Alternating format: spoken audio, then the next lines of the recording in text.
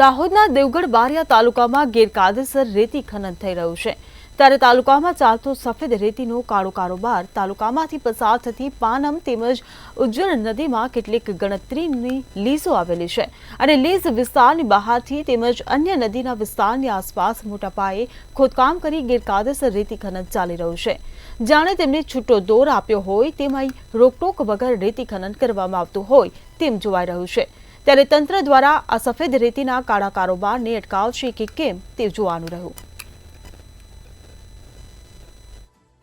देवगढ़ बारिया तालुकानी अंदर जे पानम नदी तेमज उजाल नदी पसार थई रही है तेमज जे गैरकायदेसर रेती खनन थई रही होय तेम जोवाई रह्युं छे मोटा पाये। त्यारे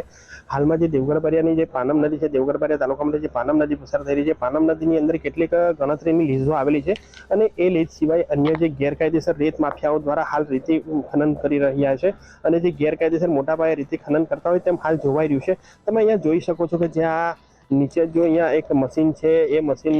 हिटाची मशीन द्वारा अहींया खनन करवामां आवी रह्युं छे। अहींया जे आ खनन थाय छे ए पण अत्यारे तमे जोवो छो के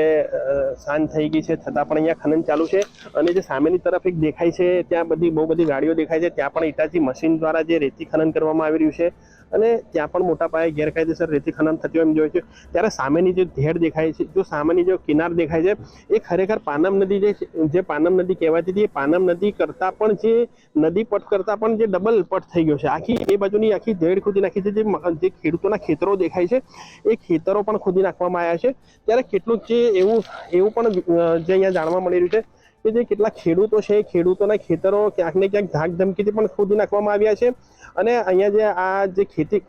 ખેતી કરતા છે ખેડૂતો છે એમને ના છૂટકે આ લોકોના વશ થવું પડતું હોય તેમ પણ જોવામાં આવી રહ્યું છે। ત્યારે જે અત્યારે સાંજનો જે 6 વાગ્યાનો સમય થયો છે અહીં તમે જોઈ શકો છો કે 6 વાગી ગયા છતાં પણ અહીંયા બહુ બધી ગાડીઓ પડી છે। અહીંયા રેતી ખનન ચાલી રહ્યું છે અને જે આ રેતી ખનન ચાલતું હોવા છતાં પણ અહીંયા જો કોઈનો ડર નથી બેરોકટોક જે રેતી ખનન થતું હોય તેમ જોવાઈ રહ્યું છે। અહીંયા કોઈ જ જે રેત માફિયાઓ છે એમને કોઈનો જ ડર નથી કે અહીંયા કોઈ તંત્ર આવશે ને એમને પકડશે એવું કંઈ છે જ નહીં અને અહીં ગેરકાયદેસર જે દિવસે જે રીતે ખનન થતું હોય છે એના કરતાં પણ વધારે જે મોટા પાયે રાત્રે ખનન થઈ રહ્યું છે અને જે આ ખનન થવાના કારણે જે નદી છે એ એકદમ બંજર બની હોય તેમ જોવાઈ રહ્યું છે। હાલ જે રાત્રે જે ગાડીઓ મોટા પાયે જે વહન થતી હોય છે એ દેવગઢ બારિયા નગરમાંથી પસાર થાય છે। સ્થાનિક તંત્ર છે ખાણ ખનીજ વિભાગ છે જ્યારે ખાણ ખનીજ વિભાગના જે